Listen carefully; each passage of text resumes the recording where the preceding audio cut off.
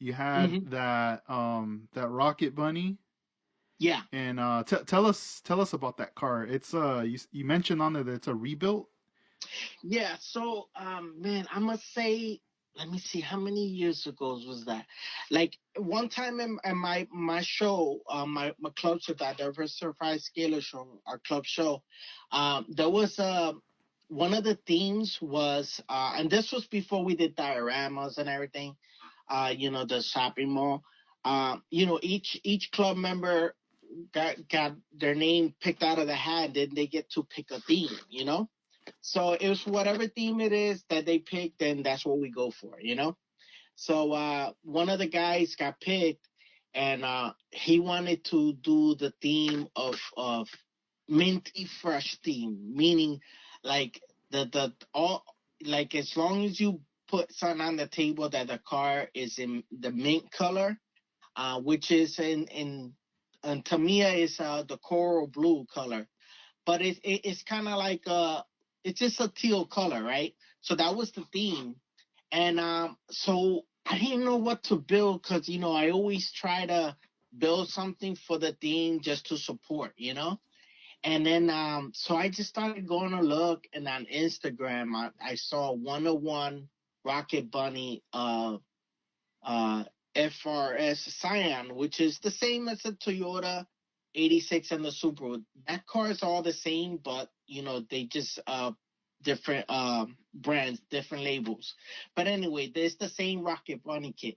So I ended up doing a replica using the minty color on that Rocket Bunny, and then it was coming out great, Edgar. But I was just beginning to starting to like wet sand and buff these cars. Mm-hmm. Uh, to bring them to the next level. I was trying to graduate from just painting them and just building them.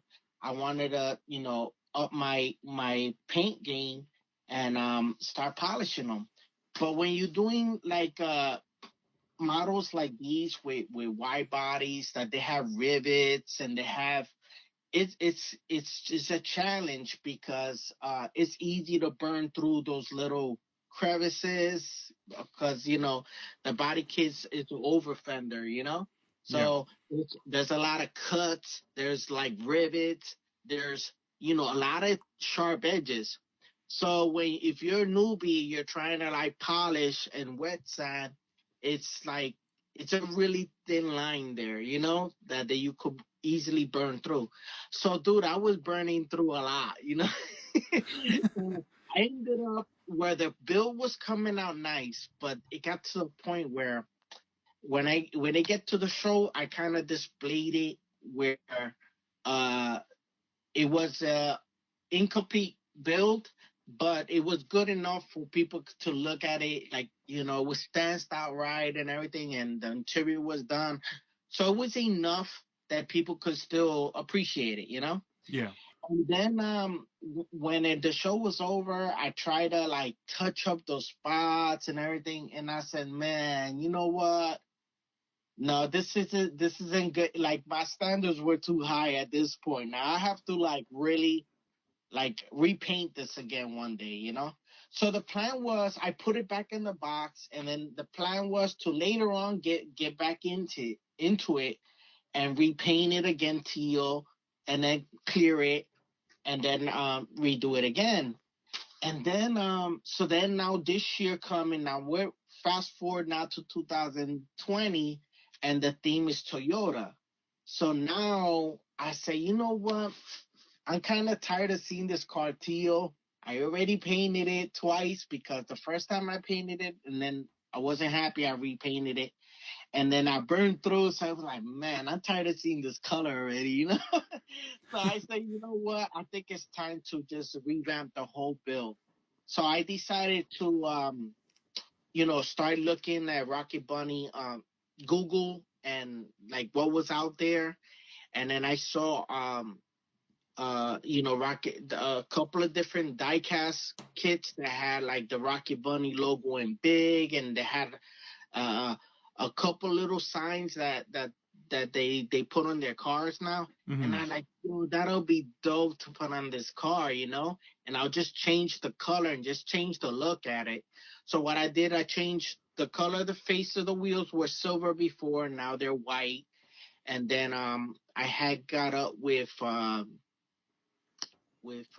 Brian Valencia, which is 124 Stansfield on Facebook and on Instagram.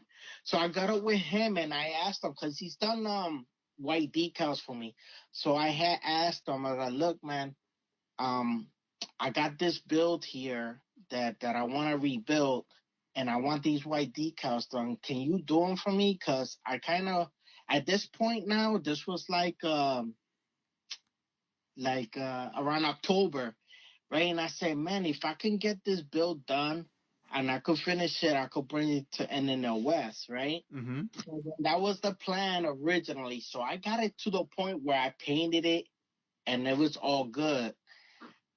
So I was pretty good. I was thinking I'm gonna bring it to NNL West, and do for some reason, um, I kind of went out of my normal, right? Uh-huh. And um just I rather just tell people so then in case they wanna learn from this mistake. So I normally, like, after I you know polish and clear polish and everything, I don't like do my panel line, like the Tamiya panel line, till after everything's done, you know. And for some reason, before I cleared it this time, I said, hey, you know what? Let me just do the panel line on this, you know? Mm-hmm. And that was a big mistake, man, because, Dang. yeah. So basically, what happened was that once I did the panel line color, which is Tamiya, and Tamiya is more like a enamel base. So now you're putting enamel over lacquer, Dang, right? yeah. So, so I'm The thinking I'm recipe. all good. Everything was good. So I wiped down like, oh shit, this look good. Dude, when I cleared it, all of a sudden it did a reaction. I'm like, dude, this car is cursed, you Yeah, know? what the hell's wrong? Yeah. Like, this car is cursed, you know? Well, dude, I ended up doing a reaction, and I just tried to fix it, and I said, you know what, forget it. You know what I ended up doing, Edgar? I hit up Brian. I said, Brian, I need you to reprint me new decals, man. Can you do it? He said, yeah, I got you. Bang, he sent them. I got them back right away. Dude, I grabbed it. I have this kit, second of this kit, bro. I grabbed the new one and decided, you know what, I'm gonna paint it.